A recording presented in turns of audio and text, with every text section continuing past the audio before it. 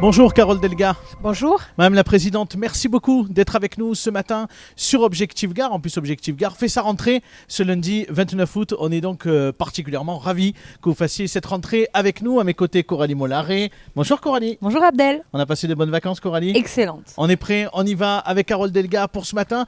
Mais on ne change pas les habitudes. Je vous donne la parole, Coralie. C'est vous qui posez les premières questions. Oui, et cette rentrée politique, elle est incontestablement marquée par la réouverture de la rive droite du Rhône. Vous avez pris d'ailleurs le TER ce matin. C'est une vraie réussite pour vous. C'est vraiment un moment politique fort quand on sait que ça fait 6 ans que la région Occitanie voulait cette réouverture. Alors, c'est un moment politique fort parce qu'on voit des habitants de ces territoires qui sont heureux.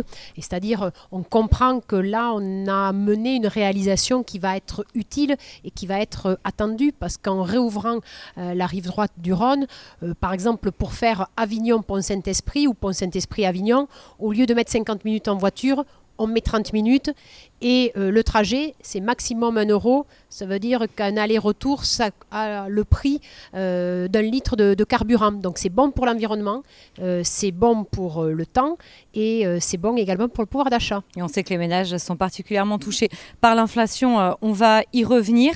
Mais alors cette réouverture, elle a coûté quand même un peu d'argent. Pour l'instant, la première tranche représente 12 millions d'euros. Au total, cette réouverture, c'est 100 millions d'euros.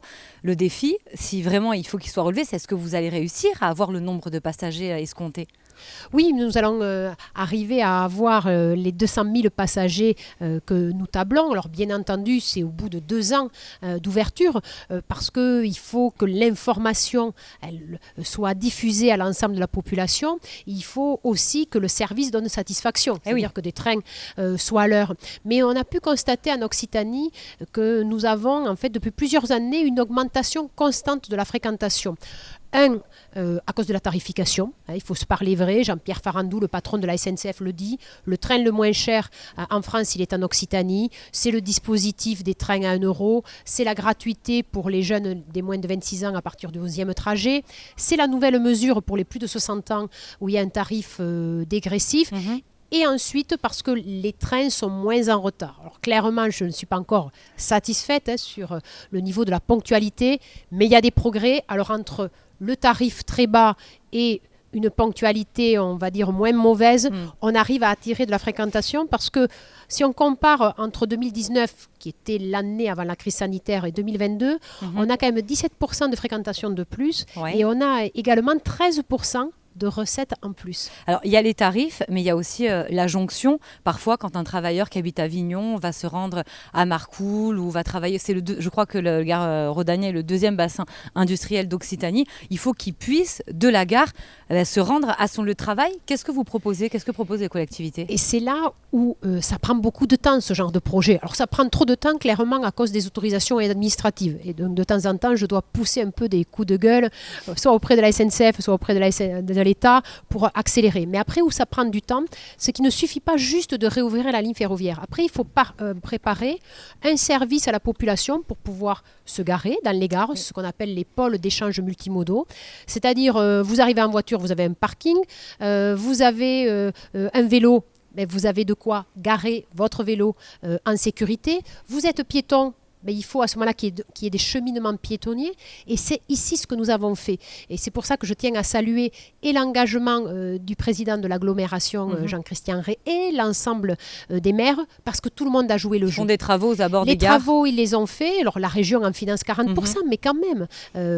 Vraiment, l'État donne une subvention, mais quand même, il y a une volonté politique. Et puis aussi, ils ont adapter l'offre de transport, ce qu'on appelle urbain, c'est-à-dire à l'intérieur des villes, pour pouvoir desservir la gare et faire en sorte que les navettes par bus soient complémentaires des horaires du train.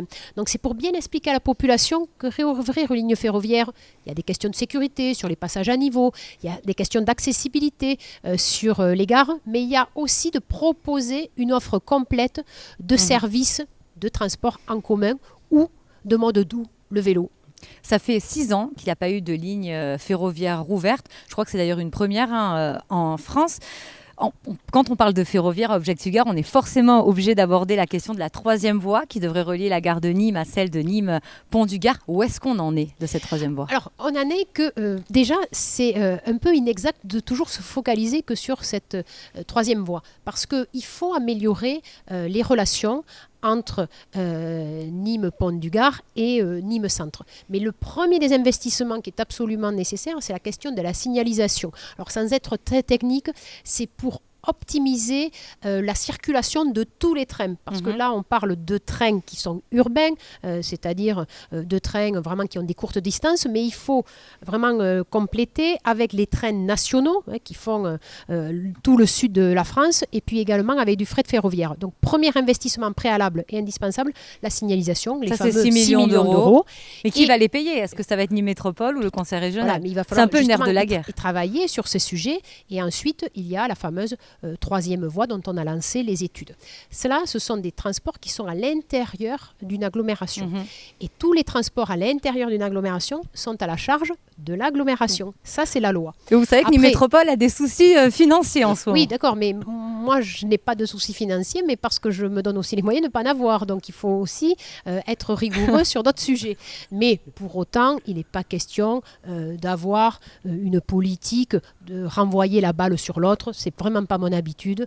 Avec Franck Proust, avec l'agglomération. Vous avez la volonté politique de la développer, cette troisième voie? Oui, à nous terme? avons. Non, mais ce que nous avons comme volonté, partagée avec Franck, bien entendu, avec l'ensemble des élus de l'agglomération, c'est d'amener un service supplémentaire à la population. Alors, quand il y a une volonté, il y a un chemin. Disait Lénine. C'est Allez. bizarre de vous entendre citer Lénine quand même, pour une socialiste réformiste.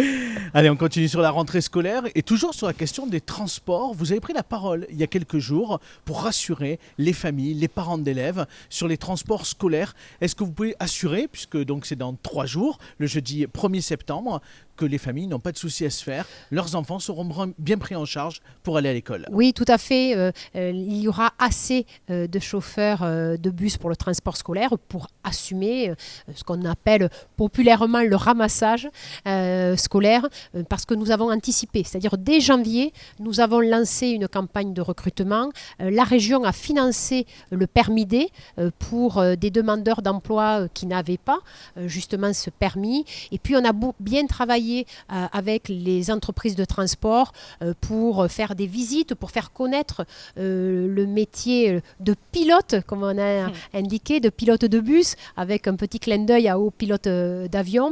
Et donc, on a réussi à recruter plus de 300 chauffeurs, ce qui est quand même 3 fois plus que d'habitude. Et donc, sauf s'il y avait, je vais dire, un désistement ou Oui, une de dernière épidémie, minute, hein. une épidémie de dernière minute, nous n'aurons pas de soucis, mais De parce que nous difficultés. l'avons anticipé Eh oui. dès le mois de janvier, parce que nous avions senti dès l'automne qu'il commençait à y avoir des difficultés. On travaille très très bien avec les entreprises de transport, ils nous avaient alertés, et donc avec Jean-Luc Gibelin, on a été très réactifs. Pour cette rentrée scolaire, la région accompagne aussi les familles, les étudiants. Il y a un renouvellement des aides en cette rentrée pour l'ensemble des étudiants notamment et des familles. Alors nous continuons à avoir la rentrée scolaire la moins chère de France pour nos lycéens, puisque nous fournissons l'ensemble des manuels scolaires. Nous donnons également un ordinateur pour que chaque enfant ait le même ordinateur et puisse suivre les cours, puisse ouvrir les mêmes Et oui, on documents l'avait vu pendant la crise transmis par sanitaire. l'éducation nationale. Et nous avons le transport scolaire gratuit. Je le rappelle, c'est-à-dire c'est minimum 500 € d'économie par enfant pour la rentrée. Et là, nous allons continuer à travailler sur la question de la cantine scolaire, hein, parce que moi, je suis très attachée à ce qu'il y ait une alimentation de qualité avec des produits locaux Dans les lycées. dans les lycées au coût le plus faible possible. Donc là, j'ai demandé à mes équipes de voir comment on pouvait arriver pour faire l'année prochaine, baisser le coût de la cantine scolaire. Et puis, la transition environnementale, elle est au cœur de toutes nos politiques. C'est vrai pour les transports, mais c'est vrai aussi pour la rentrée. Et nous allons débitumer beaucoup de cours de récréation dans nos lycées et continuer à planter des arbres, puisque nous avons dit que nous planterions donc un arbre par lycéen. On a, je le rappelle, quasiment 250 000 lycéens. Il y a pas mal de boulot, effectivement. Coralie, un mot sur la santé, je crois. Oui, parce qu'à Objectif Gard, on aime bien reprendre les promesses de campagne des candidats en élection. Il y en avait une qui avait eu un écho particulier, c'était la promesse de recruter 200 médecins en Occitanie. Dans le Gard, ça concerne entre 15 et 20 médecins qui pourraient être affectés. La commune de Saint-Gilles et de Jonquière devait avoir un médecin, mais pour l'instant, ils n'ont toujours pas eu. Alors, où est-ce que ça en est? Est-ce que c'est aussi facile comme ça de lancer des chiffres en campagne? Non, mais moi, je ne fais pas des politiques d'annonce. Moi, je suis toujours une politique qui tient ses engagements. Donc, nous avons lancé ce service public de la santé à l'automne dernier. Et en effet, en début d'année, donc Saint-Gilles et son maire ont été les premiers à candidater. Nous avons, mais il y en avait d'autres communes qui avaient candidaté avant. Donc, nous avons commencé à travailler pour rechercher des médecins. Les premiers médecins recrutés par la région sont arrivés le 1er juillet, c'est tout récent, en Ariège, dans un territoire donc très Vous rural. avez visité, effectivement, cet été notamment. Oui, à Sainte-Cravolvestre, exactement. Et là, pour Saint-Gilles, je pense que d'ici la fin de l'année, nous devrions arriver donc à annoncer, alors si ce n'est pas la fin de l'année, c'est au plus tard le début.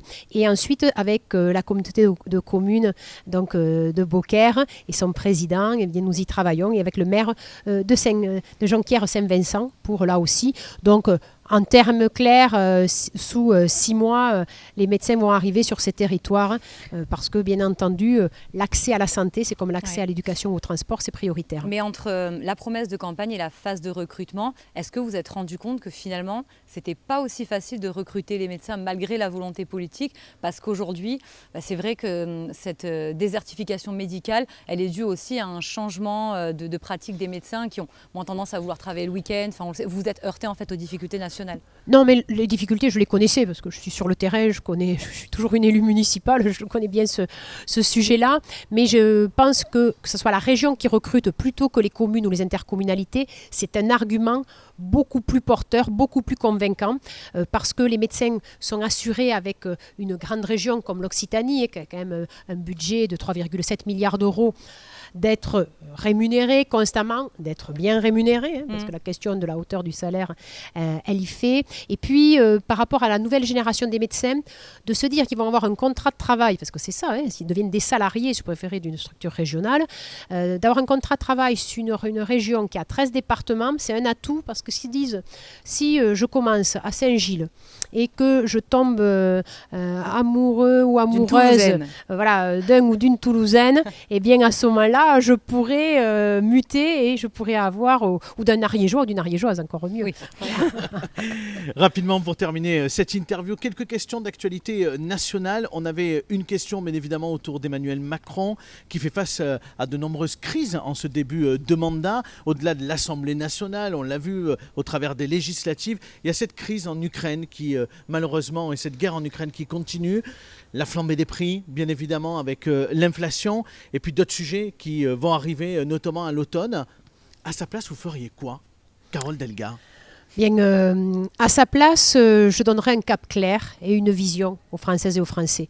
Parce que dans les moments de grands troubles, que ce soit au niveau géopolitique, comme avec l'Ukraine, ou des moments aussi de réchauffement climatique, la première cause d'inquiétude de nos concitoyens, une étude d'opinion a été faite là encore cette semaine, c'est le réchauffement climatique. Donc face à ce réchauffement climatique, face à cette problématique de pouvoir d'achat, c'est-à-dire que les gens ont de moins en moins de sous pour pouvoir vivre, eh bien je donnerai un cap clair et je donnerai des mesures justes. Mais je tiens à préciser que concernant l'Ukraine, je suis pleinement solidaire de mon président de la République.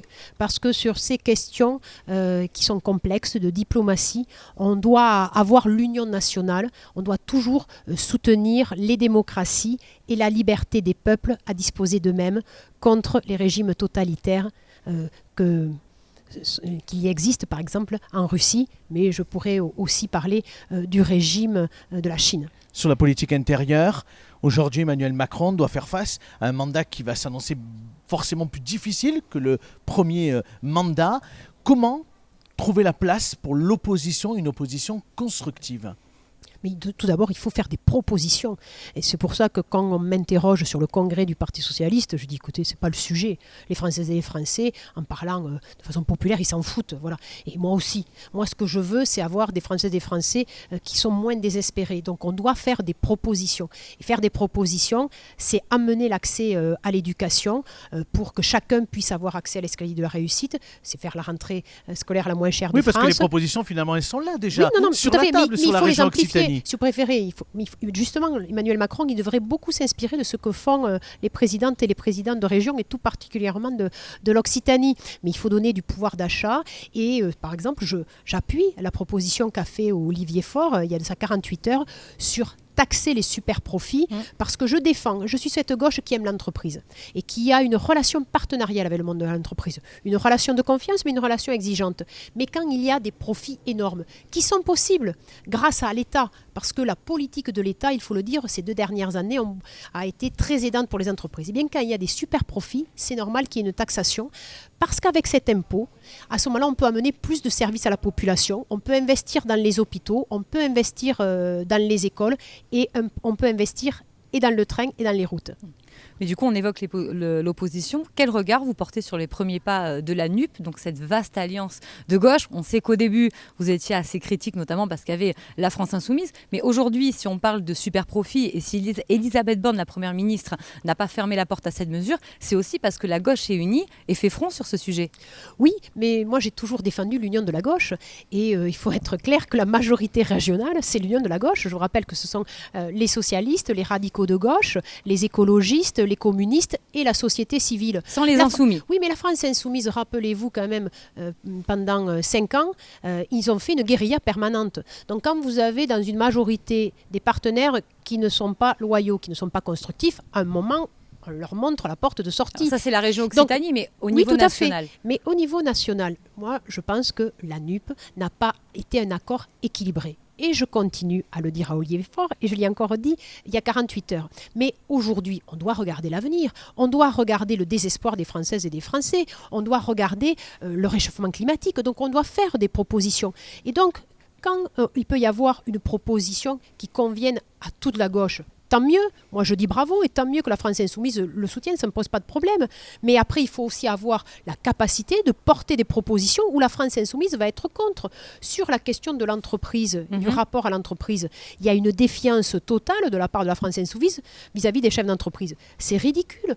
Sur la question du projet européen, moi, je défends qu'on ait un projet très intégrateur et qu'on défende l'Europe. La désobéissance au traité européen, j'y suis contre. Tout à l'heure, je vous ai cité la Chine. Ouais. C'était en référence au tweet de Jean-Luc Mélenchon, où j'ai un désaccord majeur par rapport à Taïwan. Je veux dire, à Taïwan, le peuple, il a le droit aussi de décider de son avenir. Mais aujourd'hui, votre positionnement politique en femme de gauche, quel est-il? C'est de dire quoi? C'est de dire finalement, la NUP, c'est un conglomérat de partis. Vous n'étiez pas d'accord, mais il n'y aura pas de vraie réussite parce qu'on est trop différents. Il faut que le PS joue sa carte. Ma position, en tant que femme de gauche et en tant que présidente socialiste d'une région de 6 millions d'habitants, c'est qu'il y a une réalité qui existe, qui s'appelle la NUP, et que nous devons avant tout apporter des solutions à nos concitoyens. Donc, la gauche, elle doit être unie, elle peut être dans des formes d'union diverses selon les sujets, et surtout, elle doit chercher à rassembler au-delà. C'est-à-dire toutes les personnes de bonne volonté qui trouvent la politique d'Emmanuel Macron trop injuste, pas assez écologique. Donc aujourd'hui, vous êtes pour une discussion avec les insoumis. Mais discuter, je n'ai jamais été contre. Mais après, on ne cède pas sur certains principes. La lutte contre le communautarisme, on ne cède pas. On défend la laïcité, et moi je suis pour la République de l'inclusion, que chacun ait sa place, et certainement pas la politique de la différenciation. J'ai peut-être une toute petite dernière question avant de donner la parole à Abdel sur Emmanuel Macron, parce que c'est vrai qu'on n'est pas suffisamment rentré dans le détail, mais Emmanuel Macron, il a quand même mis plusieurs mesures dans le cadre de la loi de finances rectificative et puis de sa loi sur le pouvoir d'achat. On a vu une hausse des retraites qui devrait intervenir en septembre de manière rétroactive, il y a un encadrement des loyers. C'est pas suffisant pour vous? J'attends de voir la réalité, parce que je vais vous rappeler, à la fin du précédent quinquennat, il avait été dit que les retraites agricoles allaient être revalorisées. Bilan, il n'y a même pas 20% des agriculteurs retraités qui ont vu leur retraite augmenter. Alors moi, vous savez, le papier, les lois, c'est une chose qu'elles soient votées. Après, je veux voir l'application concrète. Une toute dernière question, Madame la Présidente. Sur cette gauche, on en parlait il y a quelques instants, cette gauche progressiste, elle a un chemin qui va certainement s'ouvrir pour les prochaines années et il y a une attente très forte autour de vous. Est-ce que vous avez envie d'un destin national ou est-ce que pour l'instant, la question ne se pose pas? Disons que tout d'abord, on ne fait pas de la politique pour soi-même, on fait de la politique pour servir les gens. Aujourd'hui, en étant présidente d'une région de 6 millions d'habitants, en étant présidente de région de France, en ayant été la présidente de région la mieux élue, bien sûr, ça m'a donné une petite notoriété nationale qui me permet de porter mes idées. Donc, et une attente forte autour de vous quand même. Écoutez, je ne sais pas parce que je ne me pose pas ce genre de questions. Dans tous les cas, ce que je peux dire à mes concitoyens, aux Françaises et aux Français, c'est que je serai toujours à leur côté pour faire en sorte que les politiques soient plus justes, pour faire en sorte qu'on mène des politiques courageuses contre le réchauffement climatique et pour faire en sorte que notre République, elle soit fraternelle et elle ne laisse personne sur le bord du chemin. Et donc, la santé, l'éducation, les priorités, bien entendu. Merci beaucoup, Madame la Présidente, d'avoir fait la rentrée avec nous sur Objectif Gare. Merci à vous.